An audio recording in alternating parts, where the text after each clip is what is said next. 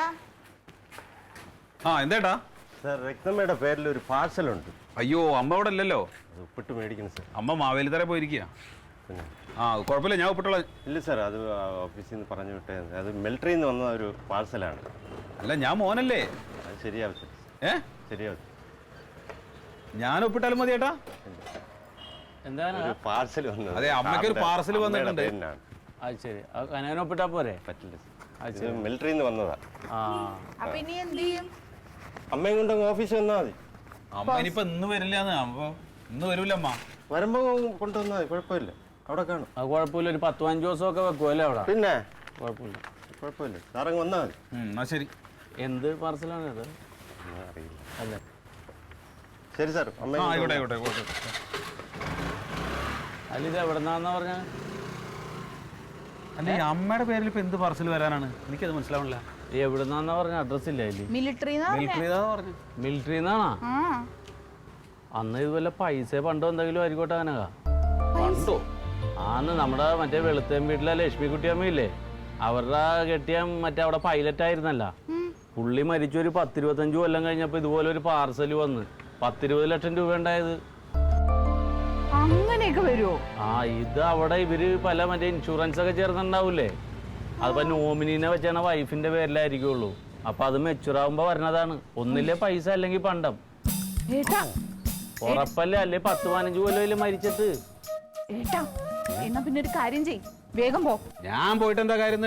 അമ്മ പോയാലേ സാധനം കിട്ടും പറഞ്ഞില്ലേ? ഏട്ടൻ നേരെ അമ്മാവിന്റെ വീട്ടിൽ പോവാ, അമ്മയെ വിളിക്കുക, അമ്മയും കൊണ്ട് പോസ്റ്റ് ഓഫീസിൽ പോവാ, ഇത് മേടിക്കുക, ഇങ്ങോട്ട് വരാ. അപ്പൊ പിന്നെ ഓഫീസിലേക്ക് ആരും നീ പോവോ? ഇന്ന് ലീവ് എടുക്കണം. അങ്ങനെ ലീവ് ഒന്നും കിട്ടൂല. ഇപ്പൊ പഴയ പോലെ അല്ല, പഞ്ചിങ്ങാണ്. ഇന്നലെ പറയണ ലീവ് വേണമെങ്കിൽ. നീ ഒരു കാര്യം ചെയ്യ്, എത്രയും പെട്ടെന്ന് അമ്മയെ വിളിച്ചിരുന്നു. ഞാൻ ഉച്ചമണിക്കാണ് വരാം, എന്നിട്ട് പോയിട്ട് വാങ്ങിക്കാം. ഉച്ച കഴിഞ്ഞൊക്കെ പോയാൽ കിട്ടുമോ? കിട്ടൂലേ? പിന്നെ അത് 10-15 ദിവസം ഉണ്ടാവും. ഒരു 5 മണിക്ക് മുമ്പ് ചെന്നേച്ചാൽ മതി. അത് കുഴപ്പമില്ല. നീ അമ്മയെ വിളിക്കുക, ഞാൻ വരാം. കേറ്. നേരത്തെ വന്നാം. പൈസ എങ്ങനെയാണെങ്കിൽ ജയിച്ചടാ. പൈസ എന്നാ ഇത്?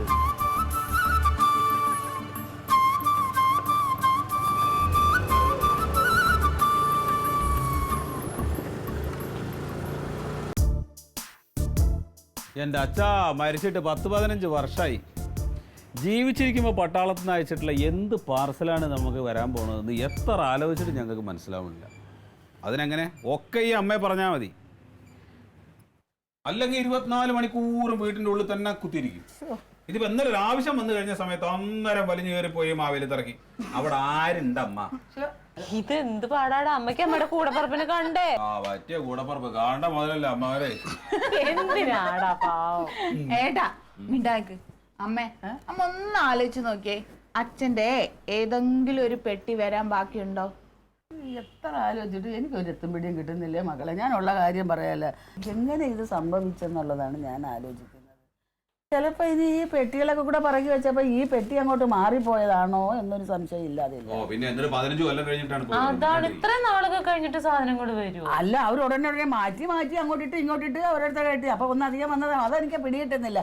ചിലപ്പോൾ ഈ പെട്ടി മറ്റുള്ളവരുടെ പാഴ്സലായിട്ട് അങ്ങോട്ട് പോയാന്നറിയാം. അവരവിടെ ചെന്നിട്ടല്ലേ തിരിച്ച് ഇങ്ങോട്ട് അയക്കാൻ പറ്റൂ. അങ്ങനെയും ആവാം. അല്ല എനിക്ക് പറഞ്ഞൂടെ എന്തായാലും. എന്താന്ന് ഇത്? ഞാൻ ആലോചിക്കണ 15 മരിച്ചിട്ട് എത്ര വർഷമായിട്ടുണ്ടാവുമാ? 15 വർഷം ഇതിപ്പോ 16ാമത്തെ വർഷമാണ്. അതാണ് 16 വർഷം കഴിഞ്ഞിട്ട് ഇപ്പൊ ഈ പട്ടാളത്തിൽ നിന്ന് എന്ത് പാർസൽ വരാനുള്ളതാണെന്നൊക്കെ ഞാൻ ആലോചിക്കുന്നത്.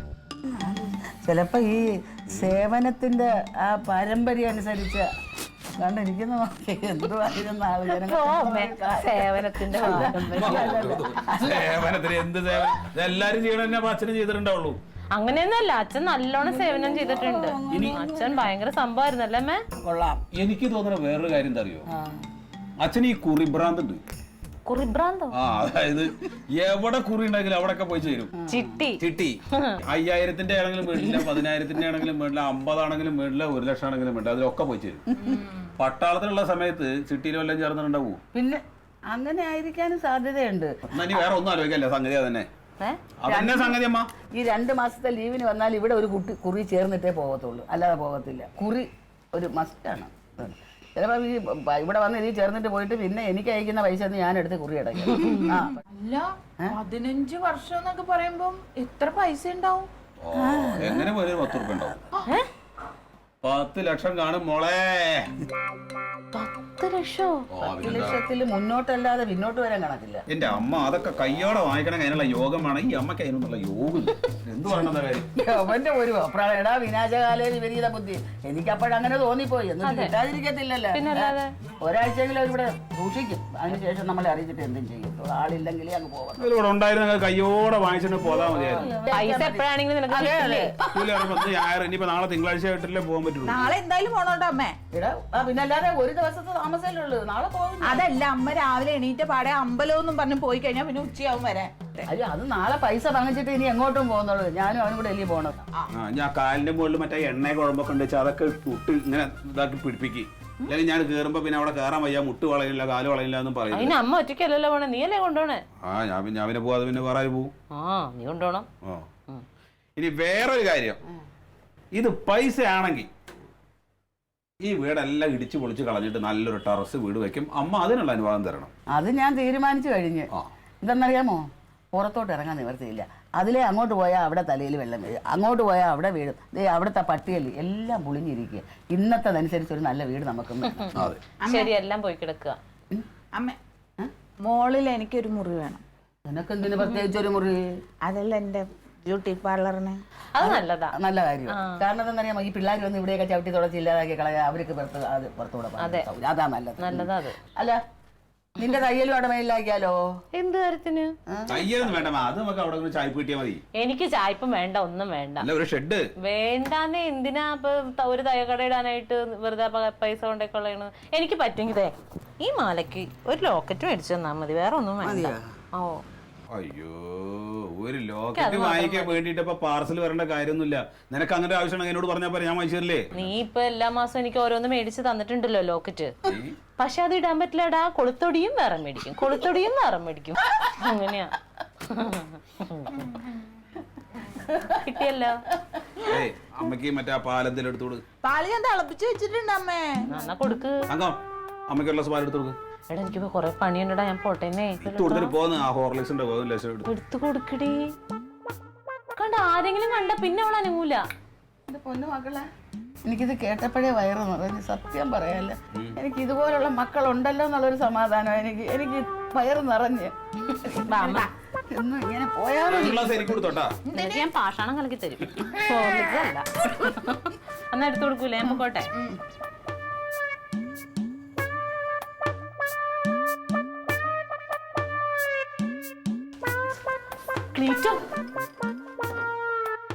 ഒന്നും കൂടി മുക്കി തിന്ന്. 24 മണിക്കൂറും തീറ്റയും കൂടിയും പഴം വിഴിഞ്ഞ പോലെ ഇവിടെ ഇരുന്നോ, അനങ്ങരുത്. ഈ വീട്ടിലുണ്ടാക്കിയല്ലേ ഇത്, പിന്നെ എനിക്ക് തിന്നാനുള്ള ഒരു അവകാശം ഇല്ലയോടി? നിങ്ങൾ ഇവിടെ നടക്കണ വല്ലതും അറിയണ്ടോ മനുഷ്യ? നേരം വെളുക്കുമ്പോ പാർട്ടി എന്ന് പറഞ്ഞ് ഓടും, വൈകുന്നേരം ആകുമ്പോ കേറിയും വരും. ഓ, എന്റെ ഇവിടെ എന്തെങ്കിലും നടന്ന നീ ഉണ്ട്, തക്കളിയുണ്ട്. നീ എന്റെ തക്കിളിയുണ്ട്. നിങ്ങൾ അറിയാതെ അതിനപ്പുറം വേറെ ഒന്നും ഞാനും അറിയാതെ ഒന്നും ഇവിടെ നടക്കണമില്ല. പിന്നെന്താണ് പ്രശ്നം? എന്നാ കണ്ണിന്റെ മുമ്പിൽ കൂടി ഇപ്പൊ പോകും ലക്ഷങ്ങൾ നോക്കിയിരുന്നോ? ലക്ഷങ്ങളാ? ക്ലീറ്റോ, പട്ടാളത്തിന്ന് അമ്മയ്ക്ക് എന്തോ പാഴ്സല് വന്നേക്കണ്. അമ്മയ്ക്ക് പാഴ്സല് വന്നു ഇന്നലെ. പക്ഷെ ഭാഗ്യത്തിന് അമ്മ ഇവിടെ ഉണ്ടായില്ല. അവർക്ക് ആർക്കും കിട്ടിയില്ല. അമ്മയുടെ കയ്യിൽ മാത്രമേ കൊടുക്കുള്ളൂ. പാഴ്സൽ അവര് തിരിച്ചു കൊണ്ടുപോയി. നാളെ തിങ്കളാഴ്ച അമ്മയും കനകനും പോയി അതങ്ങ് ഒപ്പിട്ടും കൂടി മേടിക്കും. പിന്നെ എന്താ ഉണ്ടാവണേന്ന് അറിയാലോ? ഒപ്പിട്ടങ്ങ് മേടിക്കുന്നു. എന്ത് സാധനാന്ന് ഇതുവരെ മനസ്സിലായിട്ടില്ല. എന്റെ ബലമായ സംശയം അച്ഛന് കുറി കൂടുന്ന സ്വഭാവം ഉണ്ടായിരുന്നെന്ന് ഇപ്പൊ അവൻ പറയുന്നുണ്ട്. അമ്മയും പറഞ്ഞു ഇഷ്ടം പോലെ കുറി കൂടിയിട്ടുള്ള മനുഷ്യനാണെന്ന്. ചുരുങ്ങിയത് ഒന്നല്ലെങ്കിൽ ആഭരണം, അല്ലെങ്കിൽ ലക്ഷങ്ങൾ. ഒരു 10 ലക്ഷം രൂപയെങ്കിലും എന്തായാലും അതിനകത്തുണ്ടാവും. 10 ലക്ഷം. ഇങ്ങനെ ഇവിടെ ഇരുന്നിട്ട് കാര്യമില്ല. അവൻ അവിടെ പ്ലാൻ ചെയ്തു തുടങ്ങി. അവൻ പെര പൊടിയാൻ പോണു, അവൾക്ക് ബ്യൂട്ടി പാർലർ ഇട്ട് കൊടുക്കാൻ പോണു. അമ്മ പറഞ്ഞേ, എടാ അവൾക്ക് അവളുടെ ബ്യൂട്ടി പാർലറിന്റെ അപ്പുറത്ത് തങ്കത്തിന്റെ ഒരു തയ്യക്കടയും കൂടി ആകുമ്പോ അവൻ തയ്യക്കടയൊന്നും ഇവിടെ പറ്റില്ല, അത് വല്ല പുറത്ത് വല്ല മാറ്റി വല്ല ഷെഡിൽ ഇട്ട് കൊടുക്കാന്ന്. അതിനിവിടെ ഇരുന്ന് ചപ്പാത്തി എന്നിട്ട് കാര്യമില്ല, അവിടെ പോയി ചോദിക്കണം. എനിക്കറിയാം എന്ത് ചെയ്യണമെന്നുള്ളത്. നിങ്ങൾക്ക് അറിയാം. ഇത്ര നാള് നിങ്ങൾ എന്തെങ്കിലും ഒരു കാര്യം ഇവിടെ സാധിച്ചു തന്നിട്ടുണ്ടോ? എന്തെങ്കിലും ഒരു കാര്യം സാധിച്ചു തന്നിട്ടുണ്ടോ? ഇപ്പോഴും ഈ കാര്യമൊക്കെ ഞാൻ വന്ന് പറഞ്ഞില്ലെങ്കിൽ നിങ്ങൾ അറിയില്ലല്ലോ. ഈ കുടുംബമായിട്ട് നിങ്ങൾക്ക് ഒരു ബന്ധമില്ല. ഈ പൈസ എങ്ങാനും അവൻ മുഴുവൻ എടുത്തിട്ട് പോയാൽ നിങ്ങളെ ഞാൻ കൊന്നുകളയും. അതെങ്ങനെ അവൻ എടുക്കും? നമുക്കൂടെ അവകാശപ്പെട്ട് നമ്മുടെ പൈസയാണ്. അവകാശം ഉണ്ട് എന്ന് പറഞ്ഞാൽ ഞാൻ അവിടെ പോയി കിടന്ന് ചലിച്ചിട്ട് കാര്യമില്ല. എന്റെ ഭർത്താവിന് കഴിവാണ് അതിങ്ങൾ ചോദിച്ച് മേടിച്ചെടുക്കാൻ. എടി ഞാനത് ചോദിക്കാം. വാ, പകുതി ചോദിച്ചാൽ നമുക്ക് കിട്ടുകയും ചെയ്യും. അവകാശപ്പെട്ടാണ്. നമുക്കറിയാം എന്താ ചെയ്യണമെന്നുള്ളത്. അങ്ങനെ അവൻ മാത്രം അങ്ങനെ അങ്ങ് വിഴുങ്ങാൻ അങ്ങനെ വിട്ടു കൊടുക്കും നിനക്ക് തോന്നുന്നുണ്ടോ ഞാൻ? ആഹാന്നല്ല. എന്നാ അവനൊരു കൂടപ്പറപ്പുണ്ട് ഞാൻ. ഒരു അമ്മയ്ക്കൊരു മരുമോനും കൂടി ഉണ്ട്, ക്ലീറ്റോ. അയാളൊരു പാർട്ടിയിൽ നിലയും വിലയുള്ള ഒരാളാണ്, പൊതുസമൂഹത്തിൽ ഒരു നിലയും വിലയുള്ള ആളാണെന്ന് അവൻ കരുതുന്നുണ്ടോ? അവൻ നിങ്ങളുടെ കാര്യമേ വിചാരിക്കണില്ലല്ലോ. അവനും അവക്കും സുഖമായിട്ട് ജീവിക്കാനുള്ള വഴി മാത്രം നോക്കണം. ഓ അത് ശരി. അവൻ്റെ ആഗ്രഹം ഞാൻ സാധിച്ചു കൊടുക്കാം. അതെ, ചിലപ്പോൾ ഞാൻ രണ്ടും കൽപ്പിച്ച് എന്തെങ്കിലുമൊക്കെ സംസാരിച്ചു തിരിക്കും. പിന്നെ അതിൻ്റെ ഇടയ്ക്ക് വന്നിട്ട് ആങ്ങളെ എന്ന് പറഞ്ഞ് നിൽക്കരുത് കേട്ടോ. ഈ കാര്യത്തിൽ ഞാൻ വരില്ല, പക്ഷെ ഇതെനിക്കൊന്ന് നടത്തി തരണം. എല്ലാ കാര്യത്തിലും പോലെ ജനങ്ങൾക്ക് വേണ്ടി മാത്രം നടന്നാൽ പോരാ, കുറച്ചൊക്കെ വീട്ടിലെ കാര്യങ്ങളും കൂടി നടത്തിത്താ. നീ നോക്കിക്കോ, ക്ലീറ്റ് ആണാണ് അല്ലേ നിനക്ക് അറിയാം. ഞാൻ കാണിച്ചു, ഞാൻ തെളിയിച്ചിരിക്കും. നീ നോക്കിക്കോ. തെളിയിക്കാദ്യം നടത്തണേ. നടത്തിയിട്ടേ ഞാൻ വരൂ. അളിയോ വാ.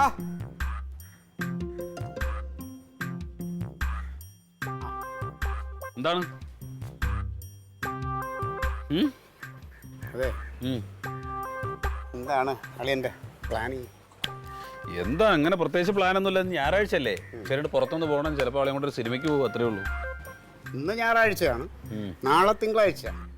തിങ്കളാഴ്ച നാളെ വർക്കിംഗ് ഡേ ആണ്. പോസ്റ്റ് ഓഫീസിൽ ഒരു പാഴ്സൽ വന്ന് കിടപ്പുണ്ടല്ലോ അച്ഛൻ്റെ. കിടപ്പുണ്ട്. ആ പൈസ എന്ത് ചെയ്യാനാണ് അളിയന്റെ പ്ലാനിങ്? ഈ വന്ന പാർസല് പൈസയാണെന്ന് നിന്നോട് ആരാ പറഞ്ഞത്? പിന്നെ പൈസ ആയിരിക്കുമല്ലോ. അപ്പോൾ ഒരു ആള് സർക്കാർ സർവീസിൽ നിന്നൊക്കെ പെൻഷൻ ആയി കഴിഞ്ഞ് കുറേ വർഷം കഴിയുമ്പോൾ ആയിരിക്കും ശിഷ്ടമായിട്ട് എന്തെങ്കിലും കിട്ടാനുണ്ടെങ്കിൽ അത് വരുന്നത്. അതായിരിക്കുമല്ലോ, അതായിരിക്കും. അങ്ങനെയൊന്നും പറയണ്ട. എന്നാ അതാണ്. അങ്ങനെ ആണെന്ന് നീ എങ്ങനെയാണ് ഉറപ്പിക്കണത്? ഞാൻ ഉറപ്പിച്ചു അതാണെന്ന്. പൈസ അല്ലെങ്കിൽ വിലപിടിപ്പുള്ള മറ്റെന്തെങ്കിലും ആയിരിക്കും.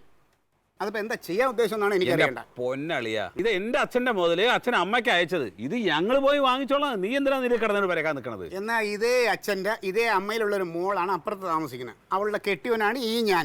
അതേ അവകാശം വെച്ചാണ് ഞാനിപ്പോ നിന്നോട് ചോദിക്കുന്നത്. എന്റെ ക്ലീറ്റസ്, ഇത് എനിക്ക് അറിയാവുന്ന കാര്യങ്ങളല്ലേ. ഇത് പിന്നെ നീ എന്നോട് പറയണ എന്തിന്? അല്ല എന്റെ പൊന്നടിയും ചില സമയത്തൊക്കെ അങ്ങ് മറക്കാറുണ്ട്. പൈസയുടെ കാര്യം പറയുമ്പോഴും അവകാശം പറയുമ്പോഴും അളിയന് ഒരു ബന്ധമല്ല സ്വന്തമല്ല. നീ ഒറ്റയ്ക്കെങ്ങാണ്ട് ഈ വീട്ടിൽ വളർന്ന പോലെയാണ് നിന്റെ പ്രവൃത്തികൾ. നീ ഇപ്പൊ ഇതിന് അവകാശം വെക്കുമെന്നാണോ? അല്ല, അവകാശമൊന്നുമല്ല.